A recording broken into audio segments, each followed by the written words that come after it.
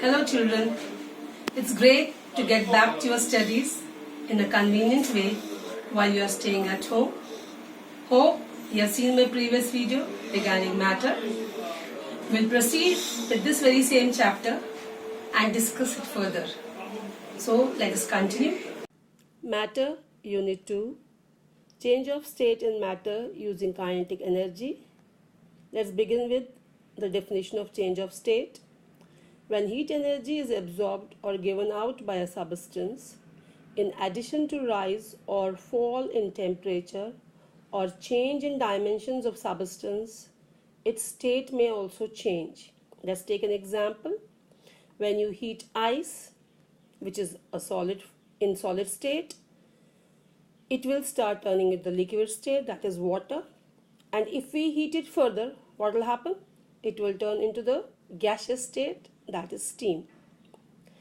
The next topic is change of state from solid to liquid on the basis of kinetic theory. When a solid is heated, its molecules will absorb heat energy, and if it will absorb heat energy, its kinetic energy will also increase. So when the kinetic energy will increase, what will happen to the intermolecular force of attraction in intermolecular spaces? The intermolecular force of attraction will weaken and intermolecular spaces will increase. This will continue till a stage is reached when the kinetic energy of molecules becomes more than the intermolecular force, and at that stage the solid changes to the liquid state. Next is change of state from liquid to gas on the basis of kinetic theory. When a liquid is heated, its molecules absorb the heat, and again the kinetic energy of the molecules will increase. And when the kinetic energy will increase, obviously its intermolecular forces will get weakened and its intermolecular spaces will increase. And this will continue till the kinetic energy of the molecules become more than the intermolecular forces. And what will happen at this stage? The liquid will change into the gaseous state. Then next we'll move to the latent heat of fusion and latent heat of vaporization. Let me define them. The amount of heat energy supplied to a solid at its melting point such that it changes into liquid state without any rise in temperature is called latent heat of fusion.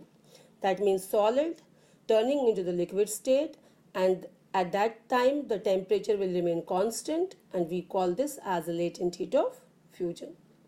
Next is your latent heat of vaporization. The amount of heat energy supplied to a liquid at its boiling point such that it changes into gaseous state without any rise in temperature is called latent heat of vaporization. So here the liquid state is changing into the gaseous state, and while there is change of state, the temperature will not increase, and we call it as latent heat of vaporization. Now next we'll move to specific latent heat of fusion of ice and specific latent heat of vaporization of steam. So I'll begin with specific latent heat of fusion of ice. Let me define. Specific latent heat of fusion of ice is defined as the amount of heat energy required to change 1 kilogram of ice at 0 degrees Celsius into water at 0 degree Celsius. That means the amount of heat that we require when we take 1 kilogram of ice and it gets changed into water at 0 degrees Celsius. That amount of heat we call it as what? Latent heat of fusion of ice. The value for the latent heat of specific latent heat of fusion of ice is 336 joule per gram. This is the highest value for any solid substance. Fine. Let us move to the specific latent heat of vaporization of steam. The amount of heat energy required to change 1 kilogram of water at 100 degrees Celsius into steam at 100 degrees Celsius is called specific latent heat of vaporization.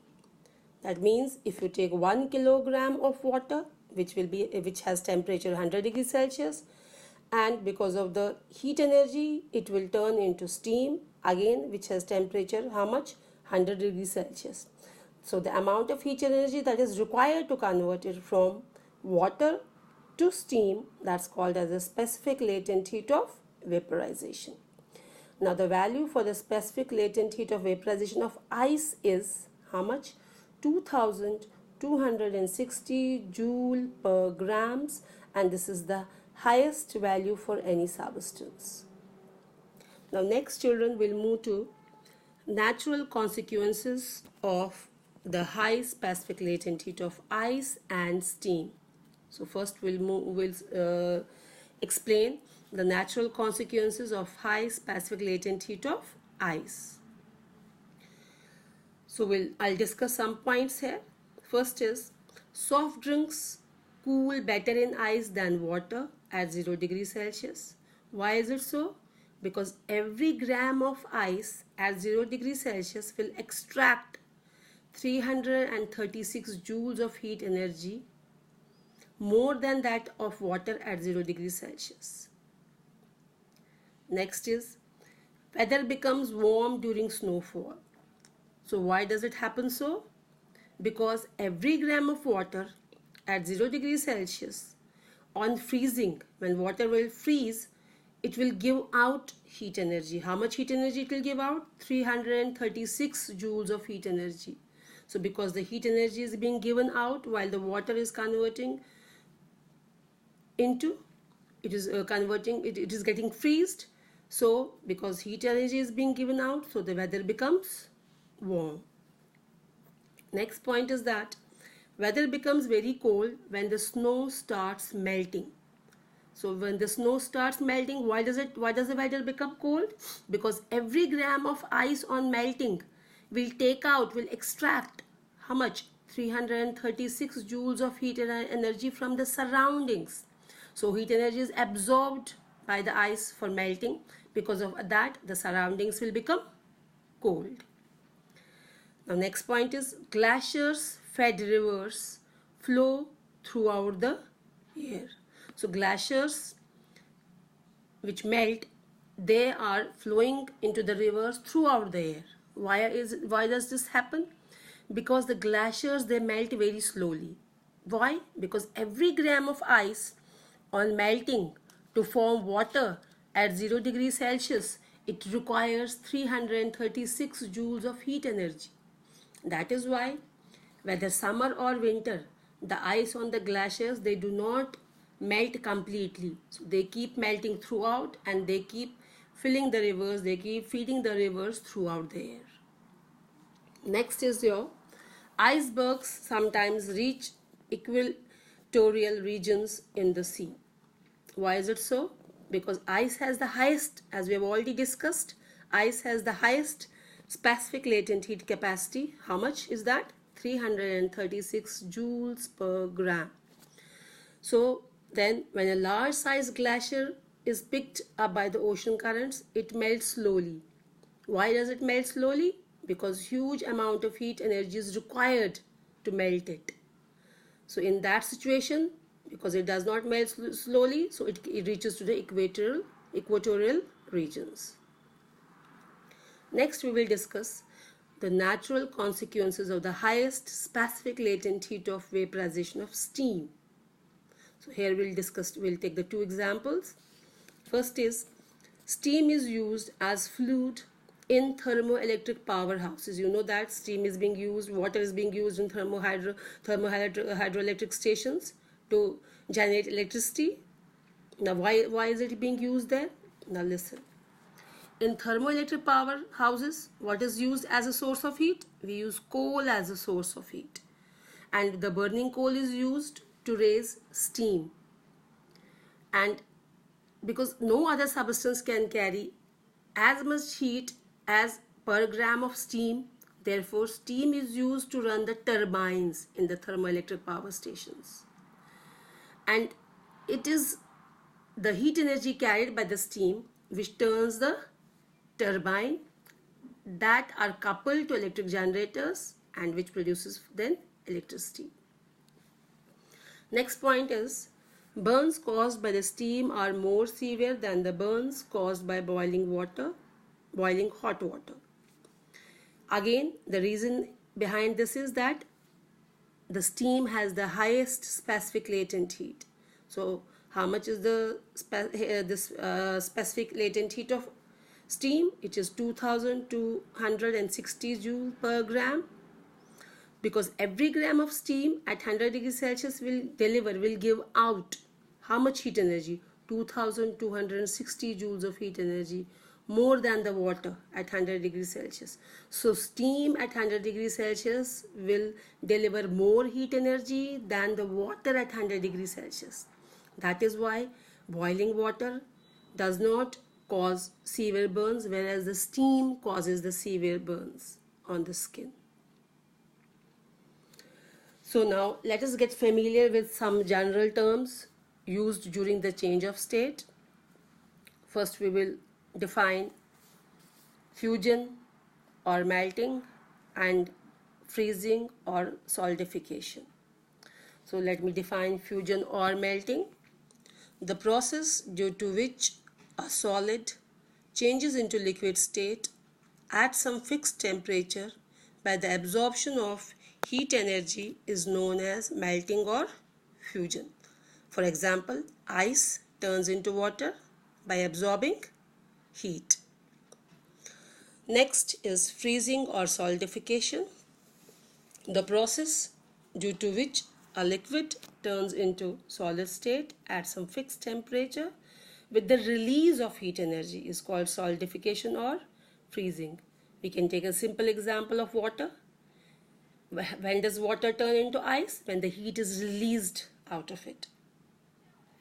The next is, we will discuss vaporization or boiling and condensation. We'll define these. First, let me define vaporization or boiling.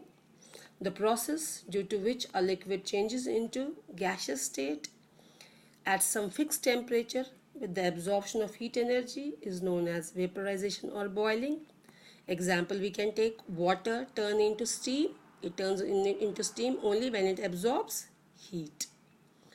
Now next is condensation. The process due to which a gas changes into liquid state at some fixed temperature with the release of heat energy is known as condensation. If you want to turn steam back into water, if you want to change steam back into the water, into the liquid state, what will happen? How can we do it? We have to release heat out of it. Next, we will discuss evaporation. The change of liquid state into its vapor state at any temperature. We have already discussed vaporization. Vaporization takes place at fixed temperature, but evaporation can take place at any temperature. Below boiling point is called evaporation. Let's talk about your water bodies. Rivers are there, oceans are there, ponds are there. They keep evaporating throughout. And the rate of evaporation, it depends upon what? It depends upon the temperature. It depends upon the surface area. Rate of evaporation will increase if the temperature of the surroundings is high. Rate of evaporation will also increase if the surface area is more. You have already read this all in these all definitions in your previous class. Next we will define sublimation. So how do we define sublimation? When solid substance directly changes into the gaseous state without changing into the liquid state, we call it as sublimation. We can take a simple example of ammonium chloride. Let me give an example of ammonium chloride. Ammonium chloride on heating will sublime. When it will sublime, what will happen? It will turn directly into the gaseous form, that means the vapor state. And if these vapors are again condensed, what will happen? It will turn to the solid ammonium chloride again. So changing of vapor form of ammonium chloride into the solid ammonium chloride is called as deposition. Now let me define deposition. What is deposition? A process in which a gas transforms into a solid state is called deposition. So with this, children, your chapter is over. With this video, we conclude the given chapter on matter. Stick to the main points. Summarize what you have learned in your own words. Hope you are enjoying this method of learning. Wishing you all the best. Thank you.